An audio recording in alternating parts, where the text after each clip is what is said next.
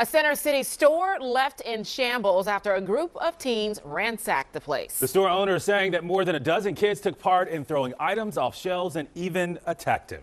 Tuesday night. One of the things that I try to touch on this channel often enough so that you guys can understand it is the idea that sometimes, especially with younger offenders, especially but not limited to male offenders, the motivation behind a certain act of criminality, a certain act of destruction, can be no more elaborate or interesting than just the criminals enjoyed committing the crime. They were trying to have fun.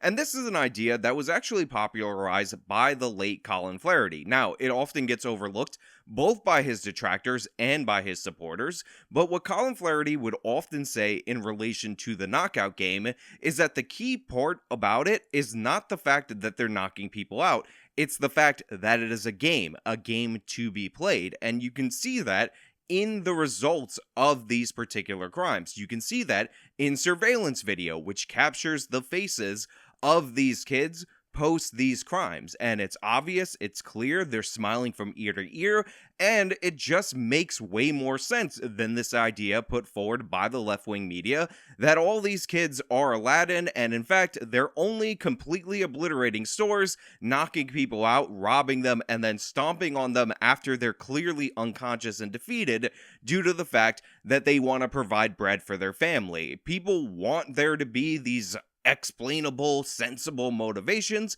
but in reality, in actuality, and I don't want to gender this too much, but a lot of men know exactly what I mean. For teenagers, sometimes you have fun doing really messed up stuff, and this gets completely out of hand, and you end up with circumstance after circumstance, like we're seeing in Philadelphia. And by the way, Philadelphia is just covering 3 of these instances. I could cover news from almost any day in the city of Philadelphia, 2 similar results, because that's how common it is. And by the way, it is particularly common amongst young black men in the United States of America, so let us not be ambiguous about that fact. Now, we're going to get into this segment, we're going to talk about these crimes, I'm going to show you, present to you the evidence of the enjoyment of this criminality, so you can see it for yourself. But before we do that, really quickly, thank you to my members over on actualjusticewarrior.com/join. This one is for you.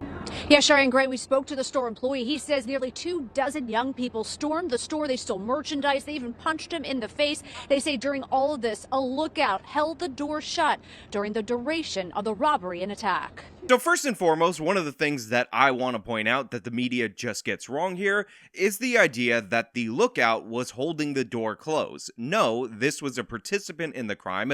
I'm sure they were looking out for the law enforcement that is never going to come in the city of Philadelphia, but in actuality, what this person was ensuring was that there would be no escape for the store owner, who of course was assaulted.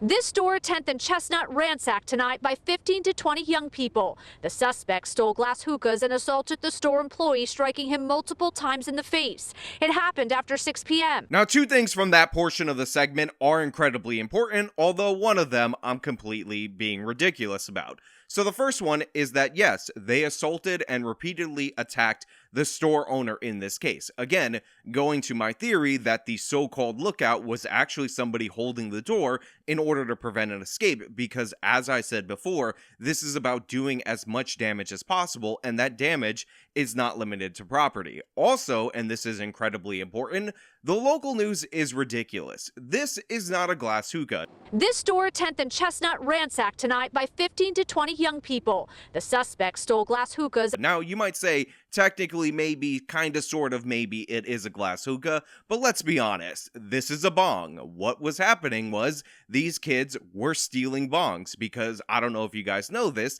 they're not frequenters of the hookah lounges, they are pot smokers. They wanted to steal some stuff in order to smoke pot. But again, this 15 to 20 people could have easily just did a quick grab and take off, and they would have likely never been caught. The store owner wouldn't have been able to capture even one of them because they're mobbed up and they would have just attacked him if it had come to that, but that is not how they set up this crime from the jump. They came in, they started smashing stuff, they had somebody hold the door closed, they went out of their way to attack the person behind the desk, because what they wanted to do is inflict as much pain as possible because this was meant to be enjoyed. This is a mob activity.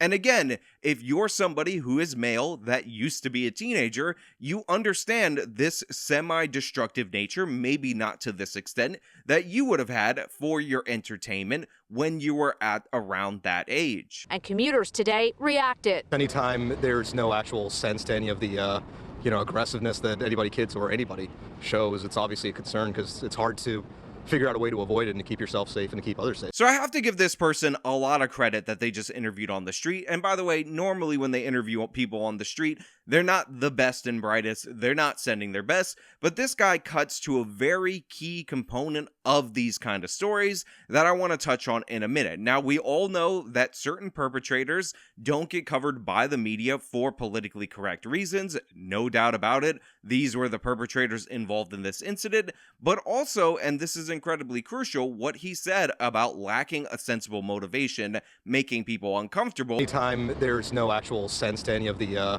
aggressiveness that anybody, kids or anybody, shows, it's obviously a concern because it's hard to figure out a way to avoid it and to keep yourself safe. Is 100% true. One of the reasons why we hear about, poverty and systemic structures and structural systemicisms is due to the fact that people are uncomfortable with the idea that sometimes a crime motivation is not linear. Sometimes it's not as simple as I'm in need, therefore I stole bread for my starving family. Sometimes, again, it is done for fun. The victims are picked out semi-randomly, and it is to be done in such a way that you create as much chaos as possible. And that's what happened in this scenario. And what he said about not being able to avoid this type of mob crime is 100% accurate. And it is true because you might think, I don't work in a store, I don't own a store, so no big deal. But in this segment, they cover two other stories of people being attacked just randomly on the street. I mean, I definitely wouldn't be walking these streets alone personally if I'm not with him. Now, another thing that I find to be absolutely crucial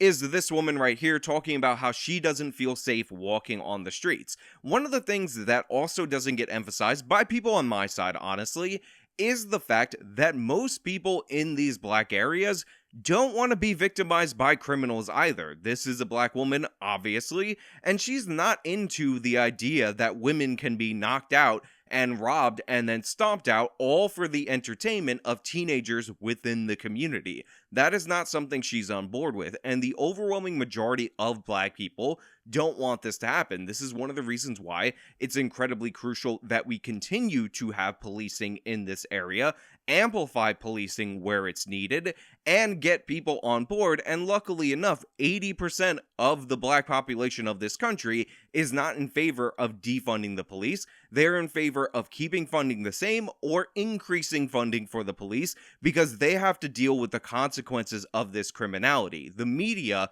doesn't like to talk about black crime, but that doesn't mean the people in these communities want to be victimized by that same crime. Just today, in a separate investigation, Philadelphia police released video of this brutal assault of a 33-year-old woman from February 23rd at 15th and Chestnut. She was punched, kicked, and stomped on. Now, I had to just completely block out the screen, even though the local news blurred the video that they broadcast, because YouTube's terms of service are ridiculous and absurd, and they would age restrict the hell out of me. But I do recommend that you guys go into the description of this video under where it says sources, which is something you could do in any one of my videos. You can do it on podcast form and all of that, and watch it for yourself, because what you see is a group of teenagers or 20-year-olds or whatever. I can't really place their age. They knock this woman out cold. They take her stuff. And then after that, even though 33-year-old woman, there's about 5 or 6 of them, they continually assault her. They stomp on her head. They continually to hit her. What is the purpose behind that? If you're going to argue that they just wanted money, why are they stomping on her head after they get the money? It's so that everyone amongst the group can get a lick in because they're all trying to enjoy themselves. And one of the ways you know this to be true is the fact that we have video of these guys shortly after, surveillance video, that shows their expression when they're amongst themselves just after the crime. Now, it's not somber like, oh no, I had to do this, but I got kids to feed and there's so poor people in my area that just need bread. I need the bread for my family. It's enjoyment. It smiles ear to ear. Look at it for yourself. The perpetrators are seen on video smiling, some on bikes and some with masks covering their faces. They're smiling, they're laughing, they're excited. It's guys and gals. They're all having a good time. And I guarantee you, it's not because this woman had thousands upon thousands of dollars that made the robbery worth it for such a large group. They did this for the enjoyment of this. They targeted this woman. They wanted to inflict pain on her. And that's why after she was completely incapacitated, after she was out cold, face down, didn't know what hit her, they continued to assault her. They continued to stomp on her because, again, it's for the entertainment. It's for the enjoyment. The knockout game is as much about the game as it is about knocking people out. And we need to address that because when we pretend that these are victims of circumstance and not people actively going out to perpetrate harm, we end up with worse and worse results. And because this is in Philadelphia and it's covered by DA Alvin Bragg, you can bet your bottom dollar none of these people are going to be prosecuted appropriately, because what Bragg and a bunch of these left-wing district attorneys actually think is that we need to cut the kids' breaks, because if we prosecute them, if we hold them accountable, if there are consequences for their actions, then that will be putting them in a pipeline to go to prison. Meanwhile, what's actually happening is the lack of accountability is enhancing their levels of violence. We talk a lot about how places across this country aren't as bad as the 1990s. Well, I got news for you. Philadelphia is worse than the 1990s. It's worse than it's ever been. Record homicides, and this is largely due to the fact that not only are these kids just allowed to do whatever they want, but the district attorney is actively enabling them, dropping cases, reducing charges, and as a matter of policy, not holding young people accountable for their actions. Police are also still searching for the suspects of this February 5th attack in the well-lit block of 18th and Addison. The female victim was violently shoved to the ground, and for nearly a minute, she was beaten and robbed. Now, the next video, again, I blurred it out, but I do want to point out that if you go to the link in the description and watch this, again, it's all part of the same local news segment, but as you can see, it's a brightly lit up street, but more importantly, this woman is completely and utterly defeated when this guy runs up behind her and shoves her full force to the ground. Yet, the assault goes on for a minute, and you have a man standing over her, punching her, throwing haymaker after haymaker after haymaker to the face, even though they've already secured her stuff. These images show some of the suspects using her credit cards at various stores. And the second verse is the same as the first. It's all smiles and enjoyment when they're caught on surveillance camera later, because again, this wasn't just about a robbery. This wasn't just about targeting somebody vulnerable. Again, another woman was attacked this viciously. This was about having fun, and it's not really fun if they go down in one shot due to one push. Everybody amongst them has to get their licks in. Data from the 6ABC Neighborhood Safety Tracker shows assaults are on the rise in the area. In the last 3 years, there's been an average of 180 assaults, but in the last 12 months alone, there have been more than 200. Now, not only is Philadelphia experiencing spikes in crime that are record-breaking in their scope, again, record homicides all time, not record homicides since the 1990s, but it's actually getting worse. This specific area is having more and more assaults, even more than the 3-year average. Near 15th and Chestnut Streets, in some stores like this Wendy's, heavy security remains posted at the door. You know, I remember way back when I saw an image of a McDonald's out of Detroit that basically had that plexiglass like you would have in a bank, bulletproof glass, due to the fact that there were such high levels of criminality. But of course, people who posted these images didn't understand how violent Detroit was. It was then among the top 3, and by the way, it still often is among the top 3 most murderous cities in the United States of America. People called it racism because it was a McDonald's in a black area with that plexiglass. Well, the thing is, the people who own McDonald's are typically franchise owners, so they're people who are from the area or at least live nearby, and I'm pretty sure they have a better sense of the violent crime compared to random people on the internet that live in a fantasy land and want to deny reality. And here we are in Philadelphia looking at some armed security guard in a Wendy's, and this is how people have to live because of the violent crime just getting completely out of hand. As we talked about, One of these instances was late at night, but some of these other instances happened as early as 6 p.m. These violent, insane mob attacks are happening more and more often. They're happening more and more closer to the daytime, and all of these stores that you don't expect to have armed security are either going to have to take that step or allow their employees to be victimized or get robbed time and time again until they shut down. Just recently, this man says he skirted an attack. He picked up a paver stone and threw it at the building. I thought he was going to throw it at me and then threw it at a bus. Now, I don't know why the local news decided to close it out interviewing this guy, because all he's actually saying, and I have to be honest, is that he saw somebody chuck a brick into a store and then chuck it at a bus. This wasn't the near hit, and you could find people who were nearly attacked and end up making the proper evasive maneuvers in order to get out of it. In fact, there are self-defense channels that show circumstances like this almost every day, but instead they interviewed these two guys who talked about how they saw something crazy that isn't as related to what we're talking about, and it really just does not end on a strong note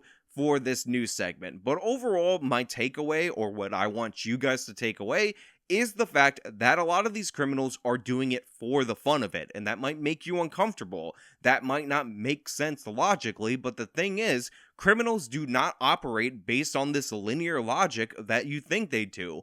Oftentimes, these are unhinged people, these are violent people, these are people looking for an excuse to act out, and this idea that, oh, if you just did public works in their areas, or had midnight basketball, or any of these other ridiculous programs, that would solve the problem, is totally wrong-headed, and it's going to lead you to waste a ton of money without ever addressing the issue. What you need is serious consequences for this behavior. You need to have some of that deterrent effect, but more importantly, when people commit these crimes, you need to remove them from society. You need to jail them. You need to incapacitate them, because if they're behind bars, they're not going to be able to attack people on the streets.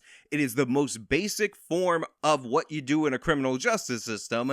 And for some reason, you have all these people saying, oh, incarceration is so bad, we definitely can't do that, when that's obviously the solution. It's the same people committing crime after crime after crime, and every time you ignore it, give them a slap on the wrist, give them a pass, send them to counseling, summon the social workers from the ether, guess what? The problem gets worse. But hey, those are just my thoughts. Let me know your thoughts down in the comments below. If you liked the video, show them by leaving a like, subscribe for more content, follow me on all my social media, support me via the support links in the description of this video. This has been me talking about the game of criminality in Philadelphia.